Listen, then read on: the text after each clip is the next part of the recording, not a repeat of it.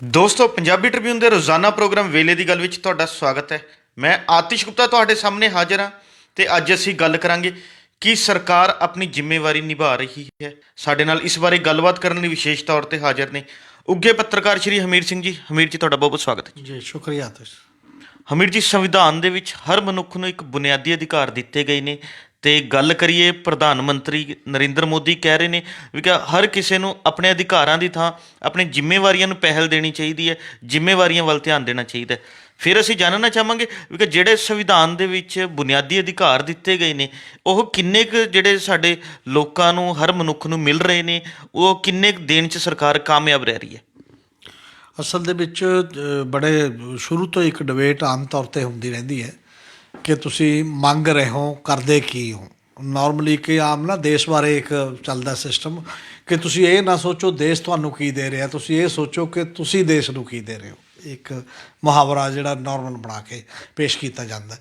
ਔਰ ਇਹ ਜਿਹੜਾ ਸਾਰਾ ਇੱਕ ਗੇਮ ਹੁੰਦੀ ਹੈ ਸਿਸਟਮ, ਇਹ ਠੀਕ ਗੱਲ ਹੈ ਕਿ ਕਿਸੇ ਨੋਰਮਲ ਹਾਲਾਤ 'ਚ ਤਾਂ ਉਹ ਚੀਜ਼ ਠੀਕ ਹੈ। ਜਦੋਂ ਸਰਕਾਰਾਂ ਇਹ ਫੈਸਲੇ ਕਰਨ ਲੱਗ ਜਾਣ ਤਾਂ ਉਹਦਾ ਮਤਲਬ ਇਹ ਹੋ ਜਾਂਦਾ ਕਿ ਸਰਕਾਰ ਤੋਂ ਨਾ ਪੁੱਛੋ ਜੇ ਕੋਈ ਰਹਿ ਗਈਆਂ ਕਮੀਆਂ ਜਾਂ ਕਪੇਸ਼ੀਆਂ ਤੁਹਾਨੂੰ ਨਹੀਂ ਦੇ ਪਾਈ, ਉਹ ਅਲੱਗ ਗੱਲ ਹੈ। ਅਤੇ ਜਦੋਂ ਆਜ਼ਾਦੀ ਦੀ ਲੜਾਈ ਤੋਂ ਬਾਅਦ ਲਗਾਤਾਰ ਇਹ ਸੈਟਅਪ ਚੱਲਿਆ, ਦੇਸ਼ ਦਾ ਸੰਵਿਧਾਨ ਬਣਿਆ। ਦੇਸ਼ ਦੇ ਸੰਵਿਧਾਨ ਦੇ ਵਿੱਚ ਨਾਗਰਿਕਾਂ ਦੀਆਂ ਡਿਊਟੀਜ਼ ਕਿਤੇ ਦਰਜ ਨਹੀਂ ਜੀ। ਉੱਥੇ ਨਾਗਰਿਕ ਦੇ ਫੰਡਾਮੈਂਟਲ ਰਾਈਟਸ ਨੇ, ਬੁਨਿਆਦੀ ਹੱਕ ਨੇ, ਅਤੇ ਜਾਂ ਫਿਰ ਸਟੇਟ ਲਈ ਡਾਇਰੈਕਟਰ ਪ੍ਰਿੰਸੀਪਲ ਨੇ ਜੀ ਕਿ ਸਟੇਟ ਆ ਕੰਮ ਕਰੇਗੀ, ਇਸ ਡਾਇਰੈਕਸ਼ਨ ਦੇ ਵਿੱਚ ਚੱਲੇਗੀ ਫੰਡਾਮੈਂਟਲ ਰਾਈਟਸ ਤੋਂ ਬਿਨਾਂ ਵੀ। ਉਹਦਾ ਮਤਲਬ ਇਹ ਹੈ ਕਿ ਫੰਡਾਮੈਂਟਲ ਰਾਈਟਸ ਦਾ ਸਵਾਲ ਹੈ ਕਿ ਕਿਸੇ ਇਸ ਆਜ਼ਾਦ ਦੇਸ਼ ਦੇ ਵਿੱਚ ਰਹਿੰਦੇ ਹੋਏ ਹੁਣ ਸਾਡੇ ਨਾਗਰਿਕ ਇਹ ਹੱਕ ਮੰਨਣਗੇ ਜਿਹੜੇ ਕਿ ਗੁਲਾਮ ਦੇਸ਼ 'ਚ, ਜਿਹੜੇ ਕਿ ਬਾਕੀ ਦੇਸ਼ਾਂ ਦੇ ਵਿੱਚ ਉਹ ਨਹੀਂ ਹੁੰਦੇ। ਕਿਉਂਕਿ ਐਡੀ ਵੱਡੀ ਆਜ਼ਾਦੀ ਦੀ ਲੜਾਈ ਲੜੀ ਆ ਤਾਂ ਲੋਕ ਇਹ ਪੁੱਛਦੇ ਨੇ ਨਾ, ਫਿਰ ਸਾਡਾ ਦੇਸ਼ ਜਿਹੜਾ ਹੋਏਗਾ ਉਹਦੇ 'ਚ ਸਾਨੂੰ ਸਾਡਾ ਜੀਵਨ ਕਿਹੋ ਜਿਹਾ ਹੋਏਗਾ, ਸਾਨੂੰ ਕਿਹੜਾ ਕਿਹੜਾ ਹੱਕ ਹੋਏਗਾ, ਸਾਨੂੰ ਕੀ ਕੀ ਕਰਨਾ ਪਊਗਾ, ਔਰ ਕਿਹੜੀਆਂ ਸਾਡੇ ਮਤਲਬ ਆਜ਼ਾਦੀਆਂ ਸਾਡੀਆਂ ਹੋਣਗੀਆਂ। ਹੁਣ ਸਭ ਤੋਂ ਪਹਿਲੀ ਗੱਲ ਇਹ ਹੈ ਕਿ ਜਦੋਂ ਪ੍ਰਧਾਨ ਮੰਤਰੀ ਨੇ ਇੱਕ ਵਰਤਾਂਤ ਸਿਰਜਣਾ ਸ਼ੁਰੂ ਕੀਤਾ ਲਗਾਤਾਰ, ਪਹਿਲੀ ਇਹ ਜਿਹੜੀ ਉਹਨਾਂ ਦਾ ਭਾਸ਼ਣ ਸੀ ਜਦੋਂ 28ਵਾਂ ਸਥਾਪਨਾ ਦਿਵਸ ਸੀ ਨੈਸ਼ਨਲ ਹਿਊਮਨ ਰਾਈਟਸ ਕਮਿਸ਼ਨ ਦਾ, ਉਦੋਂ ਵੀ ਉਹਨਾਂ ਨੇ ਉਸ ਐਂਗਲ ਤੋਂ ਗੱਲ ਕੀਤੀ ਸੀ ਕਿ ਸਾਨੂੰ ਅਧਿਕਾਰਾਂ ਦੀ ਗੱਲ ਛੱਡ ਕੇ ਸਾਨੂੰ ਡਿਊਟੀਜ਼ ਦੇ ਪ੍ਰਤੀ ਆਉਣਾ ਚਾਹੀਦਾ। ਹੁਣ ਫਿਰ ਉਹਨਾਂ ਨੇ ਇਹੀ ਗੱਲ ਕੀਤੀ ਹੈ ਕਿ ਸਾਨੂੰ ਅਧਿਕਾਰਾਂ ਦੀ ਗੱਲ ਛੱਡ ਕੇ ਉਸ ਪਾਸੇ ਆਉਣਾ ਚਾਹੀਦਾ। ਜਿਹੜੀ ਡਿਊਟੀਜ਼ ਦੀ ਗੱਲ ਹੈ, ਇਹ ਉਹੇ ਜਿਹੇ ਆਗੂ ਨੂੰ ਕਿਵੇਂ ਨਾਗਰਿਕਾਂ ਦੀ ਡਿਊਟੀ ਮਤਲਬ ਅਹਿਸਾਸ ਹੁੰਦਾ ਹੈ। ਤੁਸੀਂ ਦੇਖੋ ਕਿ ਇਹ ਜਿਹੜਾ ਡਿਊਟੀਜ਼ ਦਾ ਚੈਪਟਰ ਹੈ ਸੰਵਿਧਾਨ 'ਚ, ਇਹ ਐਮਰਜੈਂਸੀ ਵੇਲੇ ਆਇਆ। ਜਦੋਂ ਇੰਦਰਾ ਗਾਂਧੀ ਨੇ ਐਮਰਜੈਂਸੀ ਲਾਈ ਸੀ 1976 'ਚ, 42ਵੀਂ ਸੋਧ ਹੋਈ ਜਿਹ 'ਚ 10 ਡਿਊਟੀਆਂ, 10 ਫਰਜ਼ ਜਿਹੜੇ ਨਾਗਰਿਕਾਂ ਦੇ ਸ਼ਾਮਲ ਕੀਤੇ ਗਏ। ਅਤੇ ਇੱਕ ਡਿਊਟੀ 11ਵੀਂ ਆਈ ਹੈ, ਉਹ ਆਈ ਹੈ ਵਾਜਪਾਈ ਗੌਰਮੈਂਟ ਵੇਲੇ 2002 'ਚ 86ਵੀਂ ਸੰਵਿਧਾਨਕ ਸੋਧ ਦਿੰਦਾ ਹੈ ਜੀ। ਅਤੇ ਇਹ ਜ਼ਿੰਮੇਵਾਰੀਆਂ ਉਦੋਂ ਬਾਅਦ ਆਈਆਂ ਨੇ। ਔਰ ਇਹਦਾ ਮਤਲਬ ਫਿਰ ਕੀ ਹੈ, ਇਹ ਜਦੋਂ ਤੁਸੀਂ ਲੋਕਾਂ ਨੂੰ ਇਹ ਜ਼ਿੰਮੇਵਾਰੀ ਦੀ ਗੱਲ ਕਰਦੇ ਹੋ, ਤੁਸੀਂ ਨਿਭਾਓ। ਲੋਕ ਕਿੰਨੀ ਨਿਭਾ ਰਹੇ ਨੇ, ਕਿੰਨੀ ਇਹਦਾ ਐਨਾਲਿਸਿਸ ਹੋ ਜਾਏਗਾ ਔਰ ਹੋਣਾ ਚਾਹੀਦਾ। ਚਲੋ ਠੀਕ ਹੈ, ਜਦੋਂ ਤੁਸੀਂ ਵੀ ਲਿਆਂਦਾ ਇੱਕ ਖਾਸ ਸਮੇਂ ਤੋਂ ਬਾਅਦ ਲਿਆਂਦਾ, ਇਹਦਾ ਮਤਲਬ ਸੰਵਿਧਾਨ ਘੜਨੀ ਸਭਾ ਦੇ ਮੈਂਬਰਾਂ ਦਾ ਦਿਮਾਗ ਦੇ ਵਿੱਚ ਇਹ ਹੋਣਾ ਕਿ ਜੇ ਇਹੋ ਜਿਹਾ ਸੰਵਿਧਾਨ ਅਸੀਂ ਲਾਗੂ ਕਰ ਲਈਏ ਤਾਂ ਇਹ ਖੂਬਸੂਰਤ ਦੇਸ਼ ਬਣ ਜਾਏਗਾ, ਆਟੋਮੈਟਿਕਲੀ ਇਹ ਆਪਣੇ ਆਪ ਪ੍ਰਫੁੱਲਤ ਦੇਸ਼ ਹੋਏਗਾ। ਬਿਲਕੁਲ। ਹੁਣ ਜਦੋਂ ਸਵਾਲ ਇਹ ਆਉਂਦਾ ਕਿ ਕੀ ਪ੍ਰਧਾਨ ਮੰਤਰੀ ਜਾਂ ਉਹਨਾਂ ਦੀ ਅਗਵਾਈ ਚੱਲੀ ਸਰਕਾਰ ਜਾਂ ਉਹਨਾਂ ਤੋਂ ਪਹਿਲੀਆਂ ਸਰਕਾਰਾਂ ਜਾਂ ਜਿਹੜੀਆਂ ਹੁਣ ਆਉਣ ਵਾਲੀਆਂ ਸਰਕਾਰਾਂ ਹੋਣਗੀਆਂ, ਉਹ ਆਪਣੀ ਡਿਊਟੀ ਨਿਭਾ ਰਹੀਆਂ ਨੇ?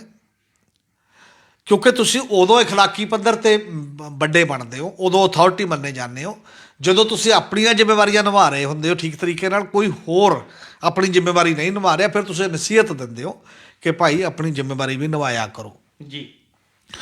ਹੁਣ ਸੰਵਿਧਾਨ ਦੇ ਵਿੱਚ ਸਭ ਤੋਂ ਪਹਿਲੀ ਜਿਹੜੀ ਜ਼ਿੰਮੇਵਾਰੀ ਦਿੱਤੀ ਗਈ ਸਟੇਟ ਨੂੰ, ਉਹ 3 ਗੱਲਾਂ ਦਿੱਤੀਆਂ ਗਈਆਂ ਨੇ, ਜਿਹਦੇ 'ਚ ਨਿਆਂ, ਜਸਟਿਸ ਜਿਹਦੀ ਆਪਾਂ ਗੱਲ ਕਰਦੇ ਹਾਂ, ਫਿਰ ਇਕੁਐਲਿਟੀ ਦਾ ਸਵਾਲ ਜਿਹਨੂੰ ਅਸੀਂ ਸਮਾਨਤਾ ਦੀ ਗੱਲ ਕਰਦੇ ਹਾਂ, ਲਿਬਰਟੀ ਦਾ ਸਵਾਲ ਜਿਹਨੂੰ ਅਸੀਂ ਸੁਤੰਤਰਤਾ ਦੀ ਗੱਲ ਕਰਦੇ ਹਾਂ। ਇਹ 3 ਜ਼ਿੰਮੇਵਾਰੀਆਂ ਨੇ ਸਟੇਟ ਦੀਆਂ ਕਿਸੇ ਵੀ ਨਾਗਰਿਕ ਪ੍ਰਤੀ। ਬਿਲਕੁਲ। ਕੀ ਇਸ ਸਮੇਂ ਮੋਦੀ ਸਰਕਾਰ ਜਾਂ ਇਦੋਂ ਪਹਿਲੀਆਂ ਜਾਂ ਹੁਣ ਤੱਕ ਦੀਆਂ ਸਰਕਾਰਾਂ ਇਹ ਤਿੰਨੇ ਨਿਭਾਉਣ 'ਚ ਕਾਮਯਾਬ ਹੋਈਆਂ ਨੇ? ਲੋਕਾਂ ਨੂੰ ਨਿਆਂ ਮਿਲ ਰਿਹਾ ਸਾਰੇ ਮਾਮਲਿਆਂ ਦੇ ਵਿੱਚ? ਔਰ ਕਿਹਾ ਇਹ ਜਾਂਦਾ, ਇੱਕ ਬੜੀ ਵੱਡੀ ਰਿਪੋਰਟ ਆਈ ਸੀ ਔਰ ਉਹ ਰਿਪੋਰਟ ਦੇ ਵਿੱਚ ਮਤਲਬ ਔਥੈਂਟਿਕ ਡਾਟਾ ਦੇ ਕੇ ਦੱਸਿਆ ਗਿਆ ਕਿ ਹਾਈ ਕੋਰਟ ਅਤੇ ਸੁਪਰੀਮ ਕੋਰਟ ਤੱਕ ਜਾਣ ਦੀ ਜਿਹੜੀ ਹੈਸੀਅਤ ਹੈ ਪੈਸੇ ਦੇ ਪੱਖ ਤੋਂ ਪ੍ਰਭਾਵ ਦੇ ਪੱਖ ਤੋਂ ਕੇਵਲ ਦੇਸ਼ ਦੇ 15% ਲੋਕਾਂ ਦੀ ਹੈ। 85% ਤਾਂ ਉੱਥੇ ਨਿਆਂ ਮੰਗਣ ਜਾ ਵੀ ਨਹੀਂ ਸਕਦੇ। ਇੰਨੀਆਂ ਮੋਟੀਆਂ ਫੀਸਾਂ ਵਕੀਲਾਂ ਦੀਆਂ, ਇੰਨੇ ਕਾਗਜ਼ਾਂ ਪੱਤਰਾਂ ਤੇ ਖਰਚਾ, ਇੰਨਾ ਲੰਮੇ ਮੁਕੱਦਮੇਬਾਜ਼ੀ। ਤਾਂ ਇਸ ਗੱਲ ਨੂੰ ਕਿਉਂ ਨਹੀਂ ਸੋਚਦੇ ਕਿ ਕਿਉਂ ਸਟੇਟ ਫੇਲ ਹੈ ਨਿਆਂ ਦੇਣ ਦੇ ਵਿੱਚ? ਲੋਕਾਂ ਨੂੰ ਪੂਰੀ ਜ਼ਿੰਦਗੀ ਮੁਕੱਦਮੇ ਚੱਲਦੇ ਰਹਿੰਦੇ ਨੇ। ਫਿਰ ਜਿਹੜੀ ਸੁਤੰਤਰਤਾ ਦਾ ਸਵਾਲ ਹੈ, ਕੀ ਇੱਥੇ ਲੋਕ ਸੁਤੰਤਰਤਾ ਨਾਲ ਤੁਰ ਫਿਰ ਸਕਦੇ ਨੇ? ਔਰਤਾਂ ਦੀ ਸੁਰੱਖਿਆ ਦਾ ਕੁਐਸਚਨ ਹੈ। ਔਰਤਾਂ ਕਹਿੰਦੇ ਨੇ ਰਾਤ ਨੂੰ ਨਹੀਂ ਫਿਰ ਸਕਦੀਆਂ, ਰਾਤ ਨੂੰ ਆਹ ਹੋ ਜਾਂਦਾ, ਮਤਲਬ ਉਹਨਾਂ ਦੀ ਸਿਕਿਉਰਿਟੀ ਦੇ ਕੁਐਸਚਨ ਨੇ ਜਿੰਨੇ ਵੀ ਨੇ। ਤੁਸੀਂ ਅਜੇ ਤੱਕ ਉਹ ਮਾਹੌਲ ਪੈਦਾ ਕਰ ਪਾਏ ਹੋ? ਜਾਂ ਕੋਈ ਵੀ ਬੰਦਾ ਜਿੱਥੇ ਮਰਜ਼ੀ ਘੁੰਮੇ ਦੇਸ਼ ਦੇ ਵਿੱਚ ਅਤੇ ਉਹ ਕਹੇ ਕਿ ਮੇਰੀ ਜਾਨ ਮਾਲ ਦੀ ਕੋਈ ਰਾਖੀ ਲਈ ਗੌਰਮੈਂਟ ਹੈ, ਇਹੋ ਜਿਹੀ ਕੋਈ ਗੱਲ ਨਹੀਂ ਹੈ। ਕਿ ਇਹੋ ਜਿਹਾ ਐਟਮੋਸਫੀਅਰ, ਇਹੋ ਜਿਹਾ ਮਾਹੌਲ ਦੇਣ 'ਚ ਅਸੀਂ ਕਾਮਯਾਬ ਹਾਂ? ਕੀ ਅਸੀਂ ਇਹ ਗੱਲ ਕਰਦੇ ਹਾਂ ਕਿ ਬਰਾਬਰੀ ਦਾ ਕਨਸੈਪਟ ਹੈ ਜੀ, ਇਹ ਰਾਜ ਦੀ ਨੀਤੀ ਦੇ ਨਿਰਦੇਸ਼ਕ ਸਿਧਾਂਤਾਂ 'ਚ ਵੀ ਸੀਗਾ, ਇਹ ਸਾਡੇ ਫੰਡਾਮੈਂਟਲ ਰਾਈਟ ਜਿਹੜਾ ਬੁਨਿਆਦੀ ਹੱਕ ਹੈ ਉਹਦੇ 'ਚ ਵੀ ਹੈ ਜੀ। ਕੀ ਅਸੀਂ ਬਰਾਬਰੀ ਨੂੰ ਵਧਾ ਰਹੇ ਹਾਂ ਜਾਂ ਗੈਰ ਬਰਾਬਰੀ ਨੂੰ ਵਧਾ ਰਹੇ ਹਾਂ? ਹੁਣ ਤੱਕ ਦੀਆਂ ਜਿੰਨੀਆਂ ਰਿਪੋਰਟਾਂ ਸਾਡੇ ਸਾਹਮਣੇ ਆ ਰਹੀਆਂ ਨੇ, ਉਹ ਸਾਰੀਆਂ ਆ ਰਹੀਆਂ ਨੇ ਕਿ ਸਾਡਾ ਦੇਸ਼ ਦੁਨੀਆ ਦੇ ਸਭ ਤੋਂ ਗੈਰ ਬਰਾਬਰੀ ਵਾਲੇ ਦੇਸ਼ਾਂ ਦੇ ਵਿੱਚੋਂ ਟੌਪ 'ਤੇ ਹੈ ਜੀ।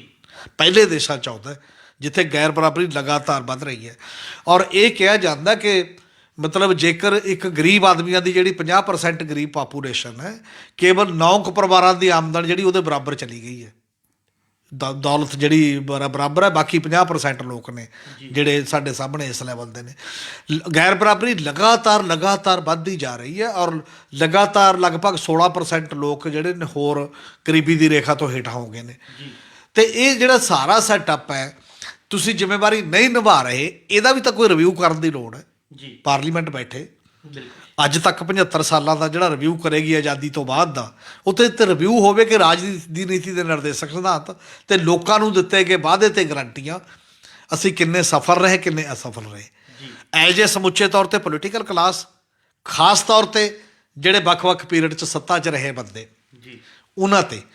ਔਰ ਇਹ ਗੱਲ ਜੇਕਰ ਨਹੀਂ ਵਿਚਾਰੀ ਜਾਂਦੀ ਤਾਂ ਪ੍ਰਧਾਨ ਮੰਤਰੀ ਦਾ ਜਿਹੜਾ ਇਹ ਕਹਿਣਾ ਲੋਕਾਂ ਨੂੰ ਇਕੱਲਾ ਉਹ ਫੋਕੀ ਜੁਮਲੇਬਾਜ਼ੀ, ਜਿਵੇਂ ਆਪ ਜੁਮਲੇ ਤੁਸੀਂ ਚੋਣਾਂ 'ਚ ਪੇਸ਼ ਕਰਦੇ ਹੋ, ਆਹ ਕਰ ਦਾਂਗੇ, ਉਹ ਪੂਰੇ ਨਹੀਂ ਹੁੰਦੇ। ਉਸੇ ਤਰੀਕੇ ਨਾਲ ਲੋਕ ਰਿਸੀਵ ਕਰਨਗੇ ਉਸ ਗੱਲ ਨੂੰ। ਇਹ ਬਹੁਤ ਬੜਾ ਕੁਐਸਚਨ ਹੈ ਕਿਸੇ ਵੀ ਮਾਮਲੇ ਦੇ ਵਿੱਚ। ਤਾਂ ਇਹਦਾ ਮਤਲਬ ਫਿਰ ਇਹ ਹੋ ਗਿਆ, ਜਦੋਂ ਪ੍ਰਧਾਨ ਮੰਤਰੀ ਜੇ ਕਹਿਣ ਕਿ ਆਹ ਤਿੰਨੇ ਚੀਜ਼ਾਂ ਨਹੀਂ ਮਿਲਦੀਆਂ ਜੀ, ਤਾਂ ਤੁਸੀਂ ਪਹਿਲੀ ਗੱਲ ਸੰਵਿਧਾਨ ਦੇ ਖਿਲਾਫ ਕਰ ਰਹੇ ਹੋ, ਬਹੁਤ ਵੱਡੀ। ਬਿਲਕੁਲ। ਸੰਵਿਧਾਨ ਇਹ ਗਰੰਟੀਆਂ ਦਿੰਦਾ ਲੋਕਾਂ ਨੂੰ, ਤੁਸੀਂ ਇਹ ਗਰੰਟੀ 'ਤੇ ਅਮਲ ਕਰਨ ਲਈ ਤਿਆਰ ਨਹੀਂ ਹੈ। ਤੁਸੀਂ ਇਹਦੇ ਤੋਂ ਉਹਨਾਂ ਦਾ ਧਿਆਨ ਡਾਇਵਰਟ ਕਰਕੇ ਕਹਿੰਦੇ ਹੋ ਤੁਸੀਂ ਹੋਰ ਕੁਛ ਕਰੋ, ਇਹ ਛੱਡ ਦਿਓ ਜੋ ਤੁਸੀਂ ਮੰਗਦੇ ਹੋ। ਅਤੇ ਕੀ ਤੁਸੀਂ ਸਹੁੰ ਤਾਂ ਇਹ ਖਾਧੀ ਹੈ ਜੀ ਕਿ ਮੈਂ ਇਸ ਸੰਵਿਧਾਨ ਨੂੰ ਇੰਨ ਬਿੰਨ ਲਾਗੂ ਕਰੂੰਗਾ, ਮੈਂ ਇਸ ਸੰਵਿਧਾਨ ਦੇ ਨਾਲ ਜੁੜੇ ਸਾਰੇ ਜਿੰਨੇ ਵੀ ਉਹਦੇ ਚਿੰਨ੍ਹ ਨੇ ਉਹਨਾਂ ਦਾ ਸਨਮਾਨ ਕਰੂੰਗਾ, ਮੈਂ ਸੰਵਿਧਾਨ ਦੀ ਭਾਵਨਾ ਦੇ ਮੁਤਾਬਕ ਨਿਆਂ ਕਰੂੰਗਾ।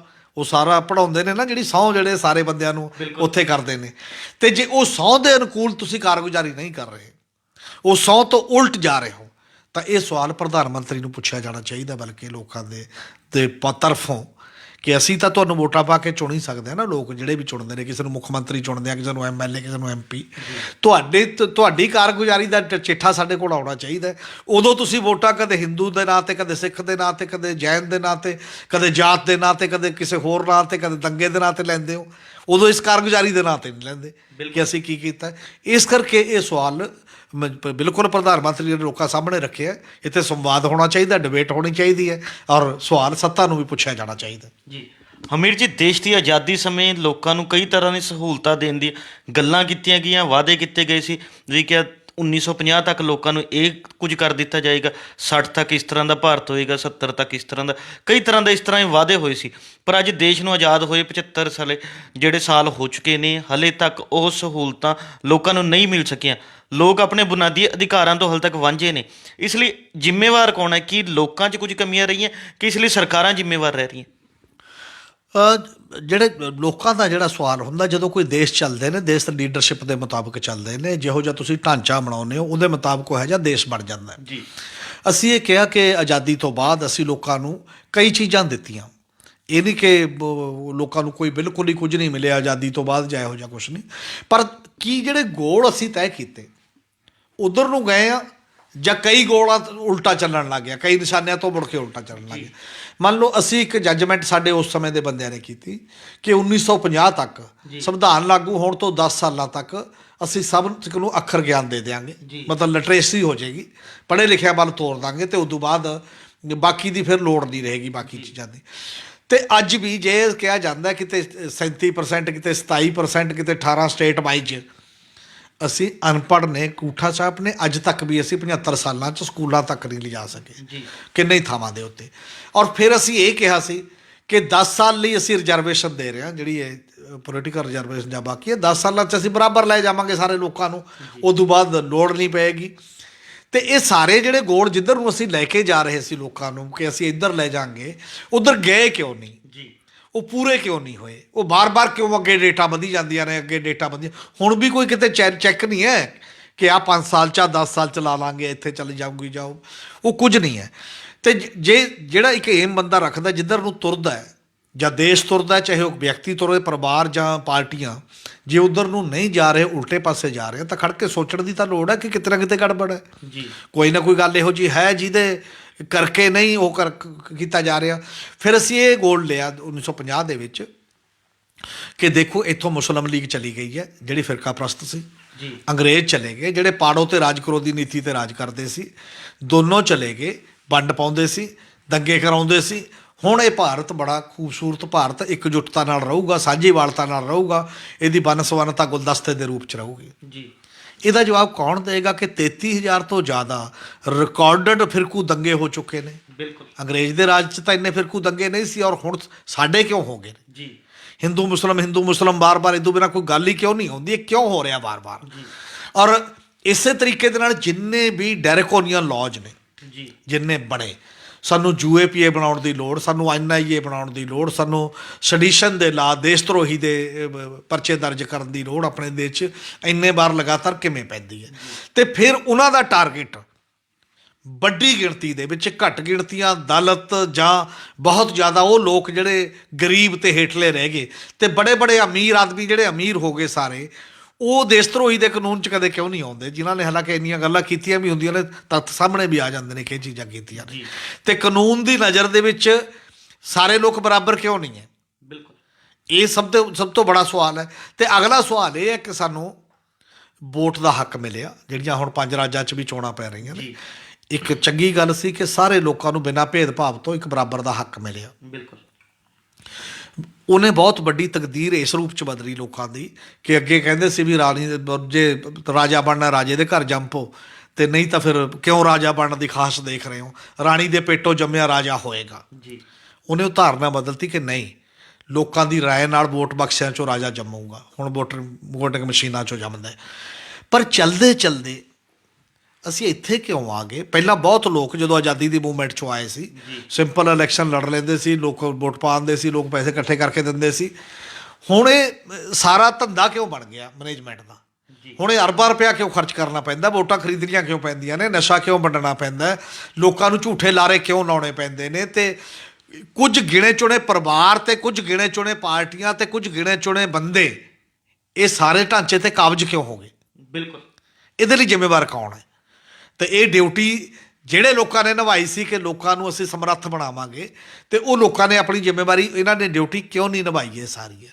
ਔਰ ਇਸੇ 'ਚ ਜੇ ਮੈਂ ਇੱਕ ਡਿਊਟੀ ਦੀ ਗੱਲ ਜਿਹੜੀ ਵਾਜਪਾਈ ਉਹਨਾਂ ਨੇ 2002 'ਚ ਕੀਤੀ ਸੀ, 86ਵੀਂ ਸੋਧ, ਇੱਕ ਡਿਊਟੀ ਪਾਈ ਹੋਈ ਹੈ ਸੰਵਿਧਾਨ ਦੇ ਵਿੱਚ, ਉਹ ਇਹ ਸੀ ਕਿ 14 ਸਾਲ ਦੀ ਉਮਰ ਤੱਕ ਜਿਹੜਾ ਬੱਚਾ ਹੈ, 6 ਤੋਂ 14 ਸਾਲ, ਸਾਡੇ ਉਹ ਤੋਂ ਬਾਅਦ ਦੇ ਵਿੱਚ ਇਹ ਕਾਨੂੰਨ ਬਣਿਆ ਕਿ ਜਿਹੜਾ ਰਾਈਟ ਟੂ ਐਜੂਕੇਸ਼ਨ ਗਰੰਟੀ ਦਾ ਕਿ ਫ੍ਰੀ ਐਜੂਕੇਸ਼ਨ, ਮੁਫਤ ਤੇ ਲਾਜ਼ਮੀ ਐਜੂਕੇਸ਼ਨ ਦਾ। ਉਹਦੇ 'ਚ ਇਹ ਸੀ ਕਿ ਮਾਂ-ਬਾਪ ਜਾਂ ਬੱਚੇ ਦਾ ਗਾਰਡੀਅਨ ਉਨਾ ਹੀ ਜ਼ਿੰਮੇਵਾਰ ਹੈ ਜੇ ਬੱਚਾ ਅਨਪੜ੍ਹ ਰਹਿ ਜਾਂਦਾ ਹੈ। ਵੈਸੇ ਤਾਂ ਇਹ ਵੀ ਸਟੇਟ ਦੀ ਜ਼ਿੰਮੇਵਾਰੀ ਸੀ। ਜੇ ਆਪਾਂ ਇੱਕ ਧਾਰਨਾ ਦੇ ਤਹਿਤ ਚੱਲਦੇ, ਕੋਈ ਮਾਂ-ਬਾਪ ਇਹ ਨਹੀਂ ਚਾਹੁੰਦਾ ਕਿ ਮੇਰਾ ਬੱਚਾ ਨਾ ਪੜ੍ਹੇ। ਉਹਦੀਆਂ ਕੁਝ ਕਮਜ਼ੋਰੀਆਂ, ਕੁਝ ਤਕਲੀਫਾਂ ਹੋਣਗੀਆਂ, ਉਹਦੇ ਕੋਲ ਬੱਚੇ ਨੂੰ ਭੇਜਣ ਦੇ ਲਈ ਕੁਝ ਨਹੀਂ ਹੋਏਗਾ। ਔਰ ਬਹੁਤੀ ਵਾਰ ਇਹ ਹੁੰਦਾ ਹੈ ਕਿ ਉਹ ਛੋਟੇ ਬੱਚੇ ਨੂੰ ਮੱਝਾਂ ਚਾਰਨ ਲਾ, ਪਾਲੀ ਲਾ ਦਿੰਦੇ ਸੀ, ਜਾਂ ਕਿਸੇ ਦੁਕਾਨ 'ਤੇ ਕੰਮ ਕਰਨ ਲਾ ਦਿੰਦਾ। ਉਹ ਕਹਿੰਦਾ ਜਿਹੜਾ 200 ਰੁਪਇਆ ਵੀ ਆਊਗਾ ਇਹਦੇ ਨਾਲ ਵੀ ਚੁੱਲ੍ਹਾ ਚੱਲੂਗਾ, ਮੇਰੇ ਕੋਲ ਹੈ ਨਹੀਂ ਹੈ। ਇਹ ਉਹੋ ਜਿਹਾ ਹਾਲ ਹੈ। ਇਹੋ ਜਿਹੇ ਕਾਨੂੰਨ ਬਣਾਉਣ ਦਾ ਮਤਲਬ ਸਾਡੇ ਇਹੋ ਜਿਹੀਆਂ ਗਰੰਟੀਆਂ ਕਈ ਵਾਰ ਕਿ ਅਸੀਂ ਕਹਿੰਦੇ ਅਸੀਂ ਬਾਲ ਮਜ਼ਦੂਰੀ ਰੋਕਣੀ ਹੈ। ਤੇ ਤੁਹਾਡੇ ਯਾਦ ਹੋਣਾ ਇੱਕ ਬਹੁਤ ਵੱਡੀ ਚੈਪਟਰ ਬੜਾ ਛਪਿਆ ਸੀ, ਉਹ ਕਹਿੰਦਾ ਬਾਲ ਮਜ਼ਦੂਰੀ, ਉਹ ਕੁੜੀ ਨੇ ਕਿਹਾ ਸੀ ਤੁਸੀਂ ਰੋਕਤੀ, ਸਾਨੂੰ ਤਾਂ ਭੁੱਖੇ ਮਾਰਨ ਲਾਤਾ, ਜੀ ਸਾਡਾ ਕੰਮ ਰੋਕਤਾ, ਸਾਨੂੰ ਦੇਣ ਨੂੰ ਤੁਹਾਡੇ ਕੋਲ ਕੁਝ ਹੈ ਨਹੀਂ, ਜੀ ਜਾਂ ਤਾਂ ਉਹਦੇ ਬਦਲੇ ਸਾਨੂੰ ਉਨੇ ਕੁ ਜੋਗਾ ਤੁਸੀਂ ਪੈਸੇ ਦਿਓ, ਉਨੇ ਕੁ ਜੋਗਾ ਕਰੋ, ਉਨੀ ਕੁ ਲਿਆਕਤ ਦਿਓ ਤਾਂ ਕਿ ਉਦੋਂ ਬਾਅਦ ਕੰਮ ਤੇ ਲੱਗੀਏ। ਛੋਟੇ ਹੁੰਦੇ ਕੰਮ ਤੇ ਲੱਗਣਾ ਸਾਡੀ ਪੇਟ ਦੀ ਮਜਬੂਰੀ ਹੈ, ਜੀ ਉਹ ਮਜਬੂਰੀ ਤੁਸੀਂ ਦੂਰ ਨਹੀਂ ਕਰ ਰਹੇ, ਤੇ ਉਲਟਾ ਉਹ ਲਾਗੂ ਕਰਕੇ ਜੇ ਸਖਤੀ ਨਾਲ ਕਰਦੇ ਹੋ ਤਾਂ ਸਾਡਾ ਪੇਟ ਵੀ ਸਾਨੂੰ ਜਲਦੀ ਤੁਸੀਂ ਮਰਨ ਲਈ ਭੁੱਖ ਨਾਲ ਛੱਡ ਦਿੰਦੇ ਹੋ। ਜੀ ਇਹ ਬਹੁਤ ਕੰਪਲੀਕੇਟਡ ਤੇ ਉਲਝੇ ਹੋਏ ਸਵਾਲ ਨੇ ਜਿਹੜੇ ਤੁਸੀਂ ਗਰੰਟੀਆਂ ਦੇ ਬਣਾ ਰਹੇ ਹੋ ਲੋਕਾਂ ਦੇ ਵਾਸਤੇ, ਲੋਕਾਂ ਦੇ ਪੱਲੇ ਬੰਨ੍ਹ ਰਹੇ ਹੋ। ਉਹਦੇ 'ਚ ਪਾਲਿਸੀਜ਼ ਦਾ ਕਸੂਰ ਹੈ, ਗੌਰਮੈਂਟਾਂ ਦਾ ਕਸੂਰ ਹੈ, ਇੱਕ ਮਾਹੌਲ ਦਾ ਕਸੂਰ ਬਹੁਤ ਵੱਡਾ ਹੁੰਦਾ। ਬਾਕੀ ਲੋਕ ਇੱਕਾ ਦੁੱਕਾ ਹੋਣਗੇ ਜਿਹਦੀ ਕੋਈ ਪ੍ਰੋਬਲਮ ਇਹੋ ਜਿਹੀ ਹੋਏਗੀ, ਜਿਹਨਾਂ ਨੇ ਜਿਹੜੇ ਨਹੀਂ ਇਹ ਕੰਮ ਕਰਨਾ ਜਾਂ ਬਾਕੀ, ਤੇ ਜਿਹੜੇ ਲੋਕਾਂ ਤੇ ਕਾਨੂੰਨ ਤਾਂ ਬਹੁਤ ਨੇ। ਫਿਰ ਜੀ ਜਿਹੜੇ ਲੋਕ ਆਪਣੀਆਂ ਜ਼ਿੰਮੇਵਾਰੀਆਂ ਨਹੀਂ ਨਿਭਾਉਂਦੇ ਉਹਨਾਂ ਤੇ ਤਾਂ ਪਹਿਲਾਂ ਹੀ ਬਹੁਤ ਕਾਨੂੰਨ ਨੇ ਲੱਗੇ ਹੋਏ, ਬਿਲਕੁਲ, ਜਿਹੜੇ ਕਿਉਂਕਿ ਆ ਸਰਕਾਰੀ ਕਾਨੂੰਨ ਸਾਰੇ ਕਾਨੂੰਨ ਹੀ ਨੇ ਜਿਹੜੇ, ਜੇਕਰ ਤੁਸੀਂ ਉਹ ਜ਼ਿੰਮੇਵਾਰੀਆਂ ਡੀਸੀ ਇੱਥੇ ਜਿਹਨੂੰ ਮਰਜ਼ੀ ਕਹਿ ਜਾਂਦਾ ਤੁਸੀਂ ਰਾਤ ਨੂੰ ਪਹਿਰੇ ਲਾਓ, ਜੀ ਤੁਸੀਂ ਕਾਨੂੰਨ ਇਹੋ ਜਿਹਾ ਬਣਾਇਆ, ਜੇ ਕੋਈ ਨਹੀਂ ਲਾਉਂਦਾ ਉਹਦੇ ਖਿਲਾਫ ਜਦ ਮਰਜ਼ੀ ਕਾਰਵਾਈ ਹੋ ਸਕਦੀ ਹੈ। ਤੁਸੀਂ ਅਜੇ ਬਸਤੀਵਾਦੀ ਕੰਮ ਰੱਖਿਆ ਹੋਇਆ ਹੈ, ਡਿਪਟੀ ਕਮਿਸ਼ਨਰਾਂ ਨੂੰ ਸਾਰੇ ਹੱਕ ਦਿੱਤੇ ਹੋਏ ਨੇ, ਤੇ ਲੋਕਾਂ ਦਾ ਡੈਮੋਕ੍ਰੈਟਿਕ ਢਾਂਚਾ ਅਜੇ ਉਸ ਲੈਵਲ ਦਾ ਨਹੀਂ ਆਇਆ। ਇਸ ਕਰਕੇ ਇਹ ਮਾਮਲਾ ਵੀ ਜਿਹੜੇ 50 ਤੋਂ ਲੈ ਕੇ ਜੋ ਤੁਸੀਂ ਮਤਲਬ ਇੱਕ ਟਾਰਗੇਟ ਮਿੱਥੇ ਸੀ ਉਧਰ ਨਹੀਂ ਗਏ, ਤੇ ਕਿਉਂ ਨਹੀਂ ਗਏ? ਤੁਸੀਂ ਕਹਿ ਦਿੰਦੇ ਹੋ ਦੂਜਿਆਂ ਦਾ ਰੋਲ ਹੈ। ਹੁਣ ਤਾਂ ਤੁਹਾਨੂੰ ਵੀ ਕਾਫੀ ਸਮਾਂ ਹੋ ਗਿਆ, 7 ਸਾਲ ਐਸ ਨੂੰ ਹੋ ਗਏ, ਪਹਿਲਾਂ ਵਾਜਪਾਈ ਸਾਹਿਬ 6-7 ਸਾਲ ਹੋ ਗਏ ਜੀ, 15-16 ਸਾਲ ਬੀਜੇਪੀ ਨੂੰ ਵੀ ਹੋ ਗਏ। ਉਹ ਐ ਨਹੀਂ ਕਿ ਕਰ ਸਕਦੀ ਕਿ ਇਕੱਲੀ ਕਾਂਗਰਸ ਜ਼ਿੰਮੇਵਾਰ ਹੈ, ਇਕੱਲਾ ਬਾਕੀ ਜ਼ਿੰਮੇਵਾਰ ਹੈ। ਮੈਨੂੰ ਲੱਗਦਾ ਉਹਦੇ 'ਚੋਂ ਹਰ ਆਦਮੀ ਜ਼ਿੰਮੇਵਾਰ ਹੈ ਜਿਹਦਾ ਸੱਤਾ 'ਚ ਹਿੱਸੇਦਾਰ ਰਿਹਾ। ਵੈਸੇ ਤਾਂ ਇਹ ਕਿਹਾ ਜਾਂਦਾ ਨਾਰਮਲੀ ਕਿ ਚਪੜਾਸੀ ਤੋਂ ਲੈ ਕੇ ਚੀਫ ਸੈਕਟਰੀ ਤੱਕ, ਕੈਬਨਿਟ ਸੈਕਟਰੀ ਤੱਕ, ਤੇ ਹਰ ਲੋਕਲ ਐਕਟਿਵਿਸਟ, ਲੋਕਲ ਪ੍ਰਧਾਨ ਤੋਂ ਲੈ ਕੇ ਉੱਪਰ ਤੱਕ ਉਹ ਸਾਰੇ ਸਥਾਪਤੀ ਦਾ ਹਿੱਸਾ ਹੀ ਹੁੰਦੇ ਨੇ, ਕਿਉਂਕਿ ਉਹਨਾਂ ਨੂੰ ਸੱਤਾ 'ਚ ਕੁਛ ਨਾ ਕੁਛ ਮਿਲਦਾ ਹੈ। ਤੇ ਬਾਕੀ ਲੋਕ ਜਿਹੜੇ ਬਾਹਰ ਰਹਿ ਜਾਂਦੇ ਨੇ, ਜਿਹਨੂੰ ਸੱਤਾ 'ਚ ਕੋਈ ਗੱਲ ਨਹੀਂ ਮਿਲਦੀ, ਉਹ ਸੱਤਾ ਤੋਂ ਦੂਰ ਹੁੰਦੇ ਨੇ, ਤੇ ਉਹਨਾਂ ਦਾ ਰੋਲ ਉਸ ਲੈਵਲ 'ਤੇ ਨਹੀਂ ਅੰਗਿਆ ਜਾਂਦਾ। ਬਹੁਤੀ ਵਾਰ ਸਾਨੂੰ ਇਹ ਜ਼ਿੰਮੇਵਾਰੀਆਂ ਦੇ ਵਾਲੇ ਪਾਸੇ ਸੋਚਣਾ ਚਾਹੀਦਾ।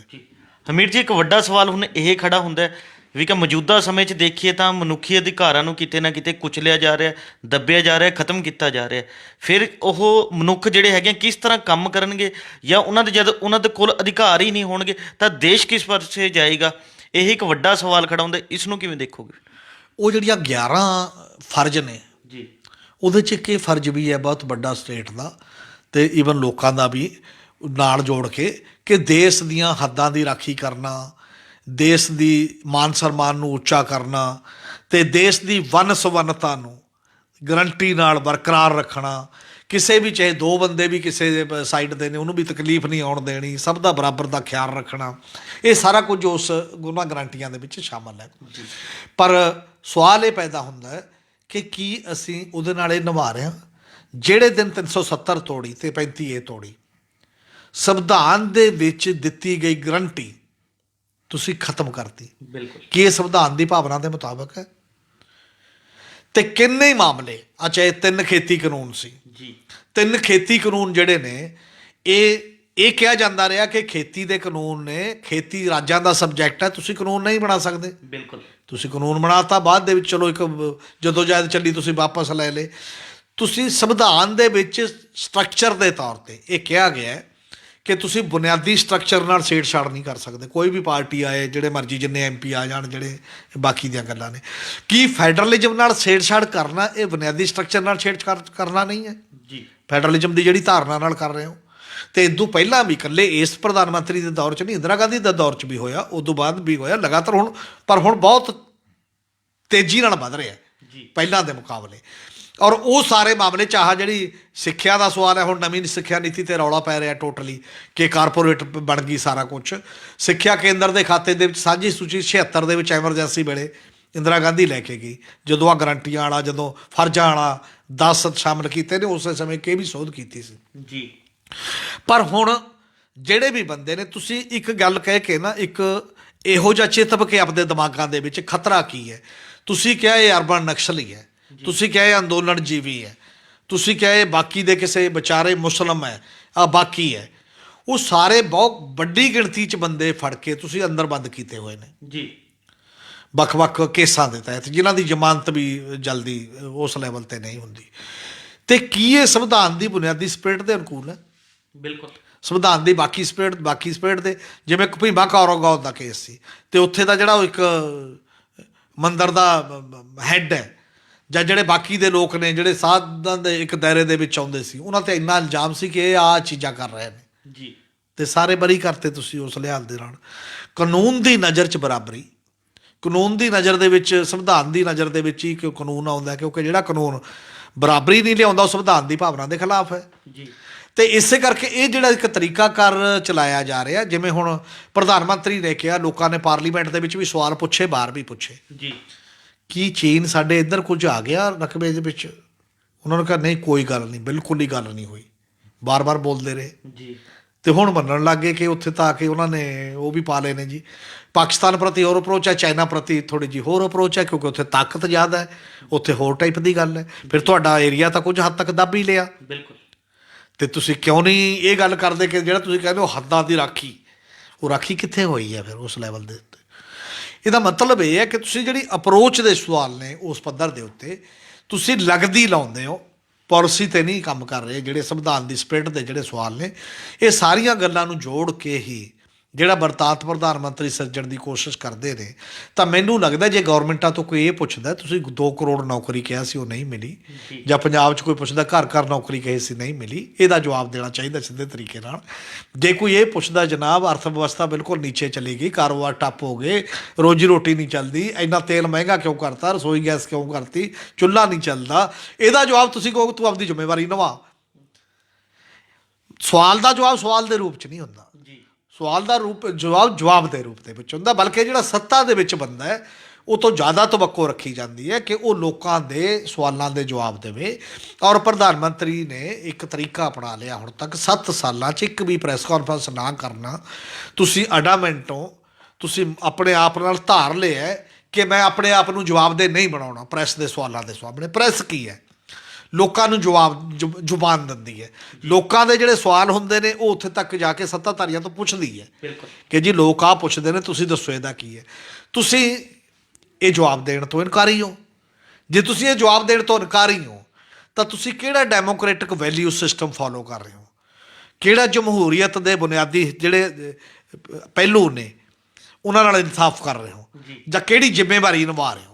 ਇਹ ਸਾਰੇ ਵੱਡੇ ਸਵਾਲ ਨੇ ਡੈਮੋਕ੍ਰੇਸੀ ਦੇ ਦਾਇਰੇ ਦੇ ਵਿੱਚ ਜਾਂ ਸੰਵਿਧਾਨਕ ਦਾਇਰੇ ਦੇ ਵਿੱਚ, ਜਿਹੜੇ ਨਾ ਕੇਵਲ ਉੱਥੇ ਜੇ ਰਾਜਾਂ ਦੀਆਂ ਸਰਕਾਰਾਂ ਨੇ, ਰਾਜਾਂ ਦੇ ਸੱਤਾਧਾਰੀਆਂ ਨੂੰ ਪੁੱਛਿਆ ਜਾਣਾ ਚਾਹੀਦਾ, ਹਰ ਪਾਰਟੀ ਨੂੰ ਪੁੱਛਿਆ ਜਾਣਾ ਚਾਹੀਦਾ, ਜਿਹਦੇ ਕੋਲ ਜਿੰਨੀ ਤਾਕਤ ਹੈ ਉਹ ਹਰ ਬੰਦੇ ਨੂੰ ਪੁੱਛਿਆ ਜਾਣਾ ਚਾਹੀਦਾ ਕਿ ਤੂੰ ਕੀ ਜ਼ਿੰਮੇਵਾਰੀ ਨਿਭਾਈ ਇਹਨਾਂ ਪੋਸਟਾਂ 'ਤੇ, ਇਹਨਾਂ ਅਹੁਦਿਆਂ 'ਤੇ ਬੈਠ ਕੇ। ਇਹ ਸਭ ਤੋਂ ਇੰਪੋਰਟੈਂਟ ਚੀਜ਼ਾਂ ਨੇ। ਚੰਗੀ ਗੱਲ ਹੈ ਪ੍ਰਧਾਨ ਮੰਤਰੀ ਨੇ ਗੱਲ ਕਹੀ ਹੈ ਤੇ ਡਿਬੇਟ ਚੱਲਣੀ ਚਾਹੀਦੀ ਹੈ, ਪਰ ਡਿਬੇਟ ਦਾ ਰਸਤਾ ਜਿਹੜਾ ਹੈ ਉਹ ਥੋੜ੍ਹਾ ਜਿਹਾ ਦੂਜੇ ਪਾਸੇ ਨੂੰ ਮੂੰਹ ਵਾਲਾ ਹੋਣਾ ਚਾਹੀਦਾ, ਜਵਾਬਦੇਹੀ ਤੇ ਪਾਰਦਰਸ਼ੀ ਵਾਲਾ।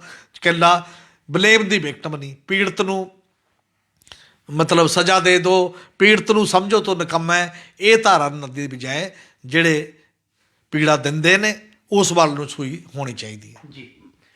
ਇਹ ਸਨ ਸਾਡੇ ਸੀਨੀਅਰ ਪੱਤਰਕਾਰ ਸ਼੍ਰੀ ਹਮੀਰ ਸਿੰਘ ਜੀ, ਜਿਨ੍ਹਾਂ ਨੇ ਆਪਣੇ ਵਡਮੁੱਲੇ ਵਿਚਾਰ ਸਾਡੇ ਨਾਲ ਸਾਂਝੇ ਕੀਤੇ। ਕੱਲ੍ਹ ਨੂੰ ਇਸੇ ਸਮੇਂ ਇੱਕ ਨਵੇਂ ਮੁੱਦੇ ਦੇ ਨਾਲ ਫਿਰ ਮਿਲਾਂਗੇ ਪ੍ਰੋਗਰਾਮ ਵੇਲੇ ਦੀ ਗੱਲ ਵਿੱਚ। ਧੰਨਵਾਦ।